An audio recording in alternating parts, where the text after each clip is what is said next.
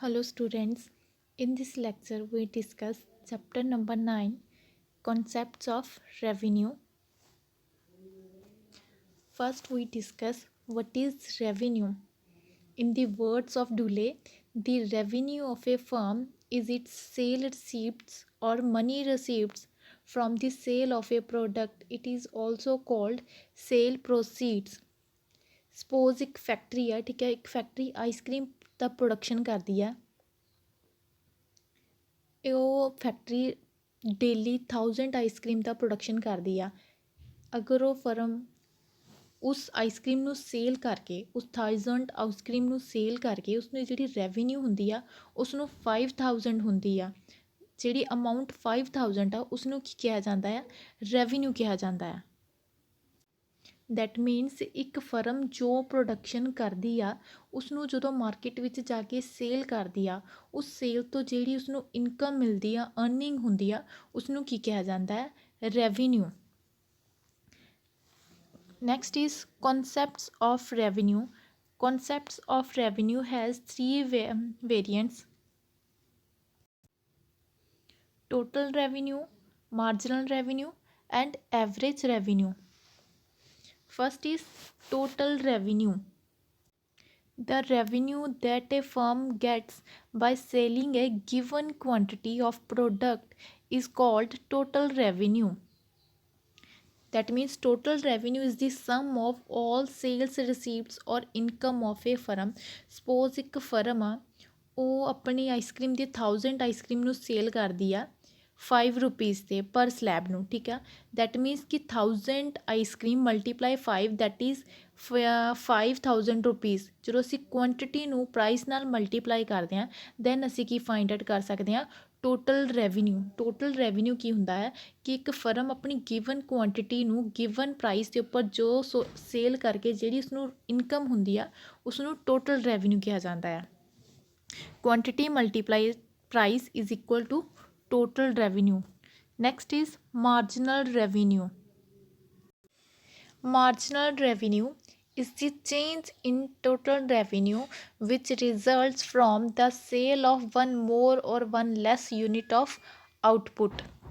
Marginal revenue ਕੀ ਆ ਕਿ ਟੋਟਲ ਰੈਵਨਿਊ ਵਿੱਚ ਚੇਂਜ ਨੂੰ ਸ਼ੋ ਕਰਦਾ ਹੈ ਕਿ ਜਦੋਂ ਇੱਕ ਫਰਮ ਜਾਂ ਪ੍ਰੋਡਿਊਸਰ ਇੱਕ 1 more ਯੂਨਿਟਸ ਆਫ ਆਊਟਪੁੱਟ ਨੂੰ ਸੇਲ ਕਰਦੀ ਆ ਉਸ ਦੇ ਨਾਲ ਟੋਟਲ ਰੈਵਨਿਊ ਵਿੱਚ ਕੀ ਚੇਂਜ ਆਉਂਦਾ ਹੈ ਉਸਨੂੰ ਮਾਰਜਨਲ ਰੈਵਨਿਊ ਕਿਹਾ ਜਾਂਦਾ ਹੈ।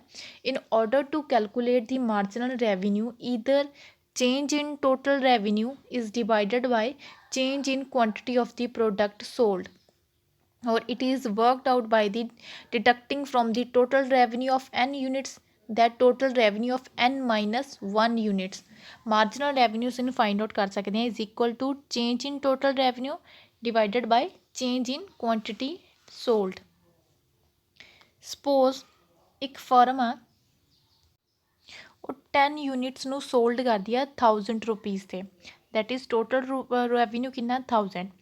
ਅਗਰ ਇੱਕ ਫਰਮ ਇੱਕ ਹੋਰ ਐਕਸਟਰਾ ਯੂਨਿਟ ਨੂੰ ਸੋਲਡ ਕਰਦੀ ਹੈ ਦੈਟ ਇਜ਼ 11 ਯੂਨਿਟਸ ਅਗਰ ਉਹ ਸੋਲਡ ਕਰਦੀ ਆ ਤਾਂ ਉਸਨੂੰ ਟੋਟਲ ਰੈਵਨਿਊ ਕਿੰਨਾ ਹੋ ਗਿਆ? 1100।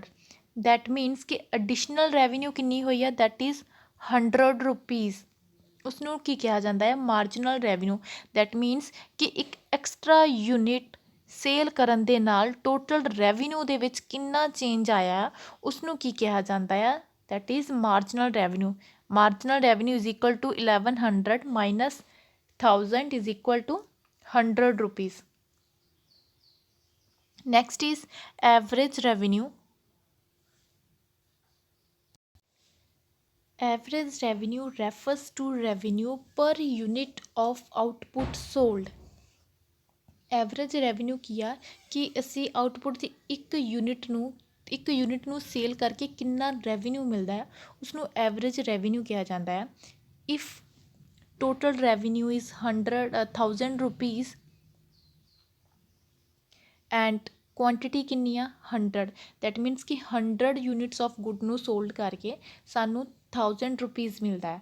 ਦੈਟ ਮੀਨਸ ਤੇ ਦੈਨ 1 ਯੂਨਿਟਸ ਆਫ ਆਊਟਪੁੱਟ ਨੂੰ ਸੋਲਡ ਕਰਕੇ ਕਿੰਨਾ ਰੁਪੀਜ਼ ਮਿਲੇਗਾ? That is average revenue is equal to total revenue divided by quantity of sold goods is equal to 1000 divided by 100 is equal to ₹10 that means कि एक unit ਨੂੰ sold करके उस तो जी रेवन्यू मिलेगी एवरेज रेवन्यू वो की आ that is ₹10 average revenue refers to the rate at which output is sold average revenue ਉਹ ਰੇਟ ਆ ਜਿਸ ਦੇ ਉੱਪਰ ਆਊਟਪੁੱਟ ਨੂੰ ਸੋਲਡ ਕੀਤਾ ਜਾਂਦਾ ਹੈ ਇਸ ਲਈ ਐਵਰੇਜ ਰੈਵਨਿਊ ਨੂੰ ਪ੍ਰਾਈਸ ਲਾਈਨ ਜਾਂ ਪ੍ਰਾਈਸ ਵੀ ਕਿਹਾ ਜਾਂਦਾ ਆ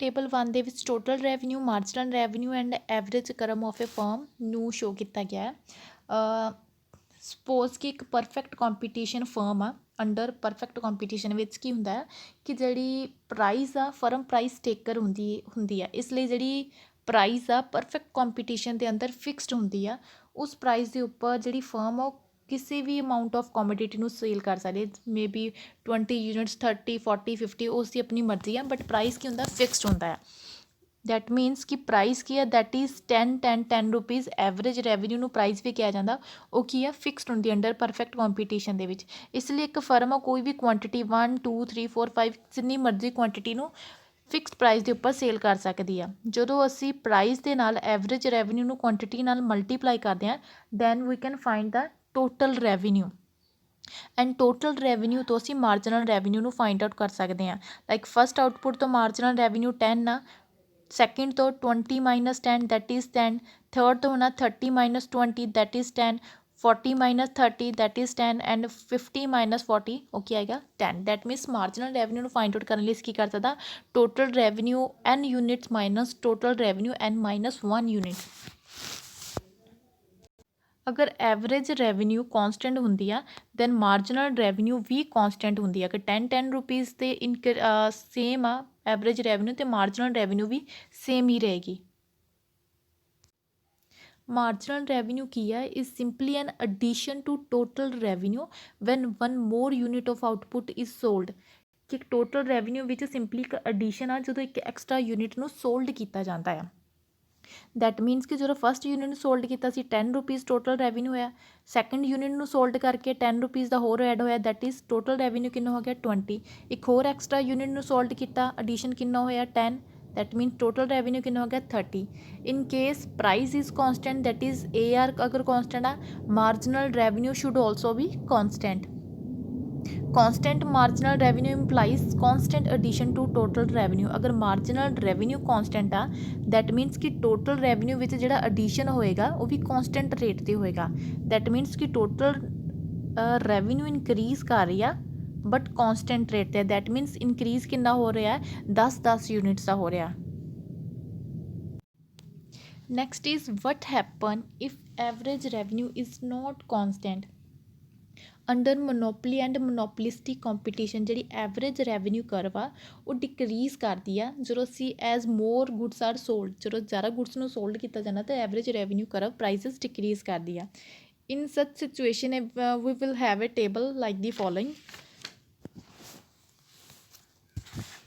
in case average revenue is not constant but declining कि अगर जो एवरेज रैवन्यू कॉन्सटेंट नहीं होंगी डिक्लाइन करती है डिक्रीज़ करती है उस टाइम जी मार्जिनल रैवन्यू वो भी की करेगी डिक्रीज़ करेगी when average revenue is declining by 0.5% marginal अगर एवरेज रैवन्यू विच 0.5% का डिक्लाइन आता दैन जो मार्जिनल रैवन्यू विच डिक्लाइनिंग आएगा वो की हो गया 1% दैट प्रूव्स दैट कि under monopoly and monopolistic competition के जो मार्जिनल रैवन्यू करव मार्जिनल रैवन्यू करव डिक्लाइन करती है वो एवरेज रैवन्यू करव के नालों ज़्यादा तेज़ी नाल डिक्लाइन करती है दैट मीनस कि average revenue curve is greater than marginal revenue curve in case of monopoly and monopolistic competition जो मार्जिनल रैवन्यू करव डिक्लाइन करती है मार्जिनल रैवन्यू डिक्लाइन करता है दैन उस time we are adding less and less to total revenue for every additional unit sold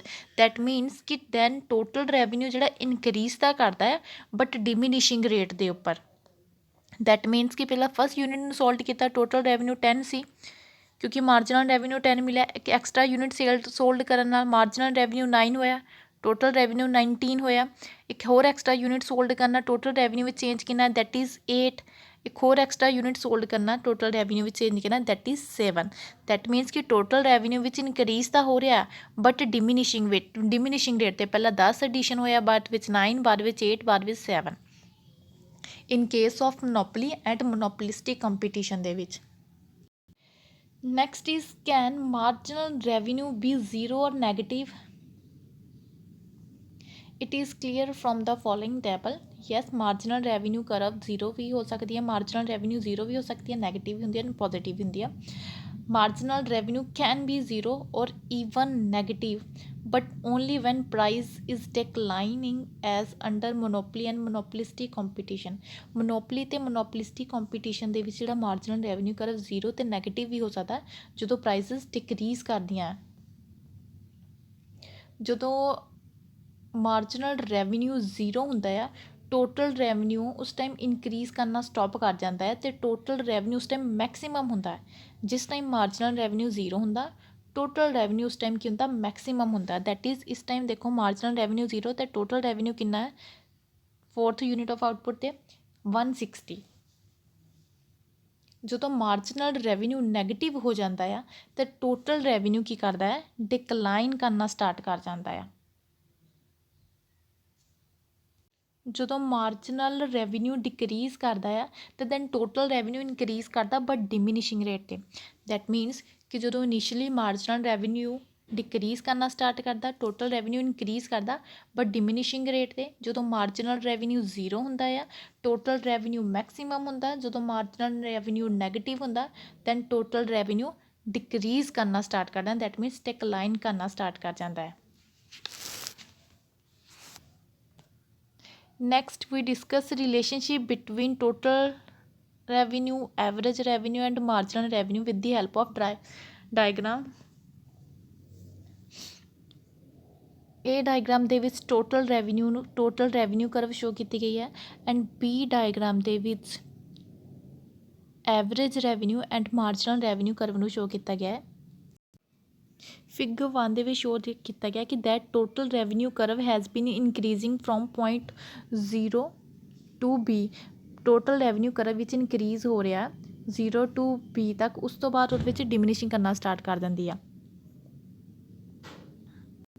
point B ਦੇ ਉੱਤੇ total revenue ਜਿਹੜੀ curve ਆ ਉਹ ਮੈਕਸੀਮਮ ਆ। ਇਨ ਫਿਗਰ B 'ਚ ਕੀ ਸ਼ੋ ਕਰ ਰਿਹਾ ਕਿ ਜਦੋਂ ਅਸੀਂ ਐਡੀਸ਼ਨ ਯੂਨਿਟ ਆਫ ਕੋਮੋਡਿਟੀ ਨੂੰ ਸੇਲ ਕਰਦੇ ਹਾਂ, ਜਿਹੜੀ ਮਾਰਜਨਲ ਰੈਵਨਿਊ ਕਰਵ ਆ ਉਹ ਡਿਮਿਨਿਸ਼ਿੰਗ ਕਰਦੀ ਜਾਂਦੀ ਆ। ਦੈਟ ਇਜ਼ ਮਾਰਜਨਲ ਰੈਵਨਿਊ ਔਰ ਕੀ ਡਿਕਰੀਜ਼ ਕਰਦੀ ਜਾਂਦੀ ਆ। ਜਦੋਂ ਮਾਰਜਨਲ ਰੈਵਨਿਊ ਕਰਵ ਜ਼ੀਰੋ ਹੁੰਦੀ ਆ ਇਸ ਪੁਆਇੰਟ 'ਤੇ M ਪੁਆਇੰਟ 'ਤੇ, ਅਤੇ ਮਾਰਜਨਲ ਟੋਟਲ ਰੈਵਨਿਊ ਕਰਵ ਉਸ ਟਾਈਮ 'ਤੇ ਕੀ ਹੁੰਦੀ ਆ, ਮੈਕਸੀਮਮ ਹੁੰਦੀ ਆ। ਜਦੋਂ ਮਾਰਜਨਲ ਰੈਵਨਿਊ ਕਰਵ ਨੈਗੇਟਿਵ ਹੋ ਜਾਂਦੀ ਆ, ਮਤਲਬ ਕਿ ਜ਼ੀਰੋ OX-ਐਕਸਿਸ 'ਤੇ ਨੀਚੇ ਚਲ ਜਾਂਦੀ ਹੈ, then total revenue curve decrease ਕਰਨਾ ਸਟਾਰਟ ਕਰ ਜਾਂਦੀ ਆ। ਫਿਗਰ B ਦੇ ਵਿੱਚ ਸ਼ੋ ਕੀਤਾ ਜਾ ਰਿਹਾ ਕਿ ਮਾਰਜਨਲ ਰੈਵਨਿਊ ਅਤੇ ਐਵਰੇਜ ਰੈਵਨਿਊ ਬੋਥ ਕਰਵ ਕੀ ਆ, ਡਿਕਰੀਜ਼ ਕਰ ਰਹੀਆਂ, ਫੋਲ ਕਰ ਰਹੀਆਂ, ਬਟ ਜਿਹੜੀ ਮਾਰਜਨਲ ਰੈਵਨਿਊ ਕਰਵ ਆ ਉਹ ਕੀ ਆ, ਲੈਸ ਦੈਨ ਹੈ average revenue curve. That means ਕਿ ਮਾਰਜਨਲ ਰੈਵਨਿਊ ਕਰਵ ਦੇ ਵਿੱਚ ਜਿੰਨਾ ਡਿਕਲਾਈਨ ਹੋ ਰਿਹਾ as compare to average revenue curve ਦੇ ਨਾਲੋਂ ਉਹ ਕੀ ਉਸ ਦੇ ਵਿੱਚ ਜ਼ਿਆਦਾ। ਦੈਟ ਮੀਨਸ ਕਿ ਇਹਨਾਂ ਦੋਨਾਂ ਡਾਇਗਰਾਮ ਦੇ ਅਕੋਰਡਿੰਗ ਅਸੀਂ ਰਿਲੇਸ਼ਨ ਕੀ ਦੱਸ ਸਕਦੇ ਹਾਂ ਕਿ ਜਦੋਂ ਮਾਰਜਨਲ ਰੈਵਨਿਊ ਕਰਵ ਡਿਕਰੀਜ਼ ਕਰਦੀ ਆ then total revenue curve increase ਕਰਦੀ ਆ ਬਟ ਡਿਮਿਨਿਸ਼ਿੰਗ ਰੇਟ ਦੇ ਉੱਪਰ। ਜਦੋਂ ਮਾਰਜਨਲ ਰੈਵਨਿਊ ਕਰਵ ਜ਼ੀਰੋ ਹੁੰਦੀ ਆ, ਜਦੋਂ marginal revenue that is M point, ਉਸ ਟਾਈਮ 'ਤੇ ਕੀ ਹੁੰਦਾ ਆ, ਟੋਟਲ ਰੈਵਨਿਊ ਮੈਕਸੀਮਮ ਹੋ ਜਾਂਦਾ, ਪੀਕ ਪੁਆਇੰਟ 'ਤੇ ਪਹੁੰਚ ਜਾਂਦਾ ਟੋਟਲ ਰੈਵਨਿਊ, ਦੈਟ ਮੀਨਸ ਕੌਨਸਟੈਂਟ ਹੋ ਜਾਂਦਾ ਆ। ਉਸ ਤੋਂ ਬਾਅਦ ਜਦੋਂ ਇੱਕ ਹੋਰ ਐਕਸਟਰਾ ਯੂਨਿਟ ਸੇਲ ਕਰਨ ਦੇ ਨਾਲ ਜਿਹੜੀ ਮਾਰਜਨਲ ਰੈਵਨਿਊ ਕੀ ਹੋ ਜਾਂਦੀ ਆ, ਦੈਟ ਇਜ਼ ਨੈਗੇਟਿਵ ਹੋ ਜਾਂਦੀ ਆ, ਦੈਨ ਟੋਟਲ ਰੈਵਨਿਊ ਕੀ ਕਰਨਾ, ਡਿਕਲਾਈਨ ਕਰਨਾ ਸਟਾਰਟ ਕਰ ਜਾਂਦਾ ਆ। ਇਸ ਲਈ ਜਿਹੜੀ ਮਾਰਜਨਲ ਰੈਵਨਿਊ ਕਰਵ ਆ ਉਹ ਪੋਜ਼ੀਟਿਵ ਵੀ ਹੋ ਸਕਦੀ ਆ, ਜ਼ੀਰੋ ਵੀ ਹੋ ਸਕਦੀ ਆ ਐਂਡ ਨੈਗੇਟਿਵ ਵੀ ਹੋ ਸਕਦੀ ਆ, ਬਟ ਜਿਹੜੀ ਐਵਰੇਜ ਰੈਵਨਿਊ ਕਰਵ ਆ ਉਹ ਆਲਵੇਜ਼ ਪੋਜ਼ੀਟਿਵ ਰਹਿੰਦੀ ਆ। ਟੋਟਲ ਰੈਵਨਿਊ ਕਰਵ ਉਸ ਟਾਈਮ ਜ਼ੀਰੋ ਹੁੰਦੀ ਆ ਜਦੋਂ ਐਵਰੇਜ ਰੈਵਨਿਊ ਜ਼ੀਰੋ ਹੁੰਦੀ ਆ। ਦੈਟ ਮੀਨਸ ਕਿ ਅਗਰ ਤੁਸੀਂ ਕਿਸੇ ਗੁਡਸ ਨੂੰ ਸੇਲ ਕਰਕੇ ਉਸ ਤੋਂ ਤੁਹਾਨੂੰ ਕੋਈ ਇਨਕਮ ਨਹੀਂ ਹੋਏਗੀ ਤਾਂ ਹੀ ਤੁਹਾਡਾ ਟੋਟਲ ਰੈਵਨਿਊ ਵੀ ਜ਼ੀਰੋ ਹੋਏਗਾ। ਇਸ ਲਈ ਜਦੋਂ ਐਵਰੇਜ ਰੈਵਨਿਊ ਜ਼ੀਰੋ ਹੁੰਦੀ ਆ ਦੈਨ ਉਸ ਟਾਈਮ ਟੋਟਲ ਰੈਵਨਿਊ ਵੀ ਜ਼ੀਰੋ ਹੁੰਦੀ ਆ। ਅਦਰਵਾਈਜ਼ ਜਿਹੜੀ ਐਵਰੇਜ ਰੈਵਨਿਊ ਕਰਵ ਆ ਉਹ ਆਲਵੇਜ਼ ਪੋਜ਼ੀਟਿਵ ਹੀ ਰਹਿੰਦੀ ਹੈ, ਕਦੇ ਵੀ ਨੈਗੇਟਿਵ ਨਹੀਂ ਹੁੰਦੀ। But marginal revenue curve positive ਵੀ ਹੋ ਸਕਦੀ ਆ, ਜ਼ੀਰੋ ਵੀ ਹੁੰਦੀ ਆ ਐਂਡ ਨੈਗੇਟਿਵ ਵੀ ਹੁੰਦੀ ਆ। ਇਸ ਤਰ੍ਹਾਂ ਇਸ ਡਾਇਗਰਾਮ ਦੇ ਅਕੋਰਡਿੰਗ ਤੁਸੀਂ ਸਿੰਪਲੀ ਰਿਲੇਸ਼ਨਸ਼ਿਪ ਦੱਸ ਸਕਦੇ ਹਾਂ total revenue curve, average revenue curve and marginal revenue curve ਦੇ ਵਿੱਚ ਕਿ monopolistic and monopoly market form ਦੇ ਵਿੱਚ ਹੀ ਜਿਹੜੀ ਐਵਰੇਜ ਰੈਵਨਿਊ ਅਤੇ marginal revenue curve decreasing that means declining ਹੁੰਦੀਆਂ। In case of perfect competition average revenue and marginal revenue curve ਬਹੁਤ ਜਿਹੜੀ ਕਰਵਸ ਆ ਉਹ ਹੋਰੀਜ਼ੋਨਟਲ ਹੁੰਦੀਆਂ ਕਿਉਂਕਿ ਪ੍ਰਾਈਜ਼ਸ ਫਿਕਸ ਹੁੰਦੀਆਂ ਆ ਪਰਫੈਕਟ ਕੰਪੀਟੀਸ਼ਨ ਦੇ ਵਿੱਚ। ਇਹ ਜਿਹੜੀ ਸਿਚੁਏਸ਼ਨ ਆ ਇਹ ਮੋਨੋਪੋਲਿਸਟਿਕ ਅਤੇ ਮੋਨੋਪੋਲੀ ਫਾਰਮ ਆਫ ਮਾਰਕੀਟ ਦੇ ਵਿੱਚ ਪੋਸੀਬਲ ਹੁੰਦੀ ਆ ਬਿਕੋਜ਼ ਮੋਨੋਪੋਲੀ ਅਤੇ ਮੋਨੋਪੋਲਿਸਟਿਕ ਕੰਪੀਟੀਸ਼ਨ ਦੇ ਵਿੱਚ ਅਗਰ ਇੱਕ ਫਰਮ ਜਾਂ ਪ੍ਰੋਡਿਊਸਰ ਚਾਹੁੰਦਾ ਕਿ ਉਹ ਐਕਸਟਰਾ ਗੁਡਸ ਨੂੰ ਸੇਲ ਕਰੇ ਤਾਂ ਉਸ ਨੂੰ ਆਪਣੀ ਪ੍ਰਾਈਸਸ ਨੂੰ ਡਿਕਰੀਜ਼ ਕਰਨਾ ਪੈਂਦਾ ਆ।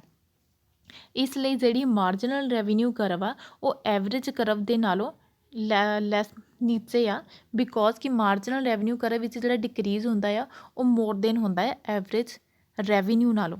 ਇਸ ਲਈ ਜਦੋਂ ਮਾਰਜਨਲ ਰੈਵਨਿਊ ਡਿਕਰੀਜ਼ ਕਰਦੀ ਆ ਤਾਂ ਟੋਟਲ ਰੈਵਨਿਊ ਇਨਕਰੀਜ਼ ਕਰਦੀ ਆ ਬਟ ਡਿਕਰੀਜ਼ਿੰਗ ਰੇਟ 'ਤੇ। ਜਦੋਂ ਮਾਰਜਨਲ ਰੈਵਨਿਊ ਜ਼ੀਰੋ ਹੁੰਦੀ ਆ ਟੋਟਲ ਰੈਵਨਿਊ ਮੈਕਸੀਮਮ ਹੁੰਦਾ। ਜਦੋਂ ਮਾਰਜਨਲ ਰੈਵਨਿਊ ਨੈਗੇਟਿਵ ਹੋ ਜਾਂਦੀ ਆ ਤਾਂ ਟੋਟਲ ਰੈਵਨਿਊ ਡਿਕਰੀਜ਼ ਡਿਕਲਾਈਨ ਕਰਨਾ ਸਟਾਰਟ ਕਰ ਜਾਂਦੀ ਆ।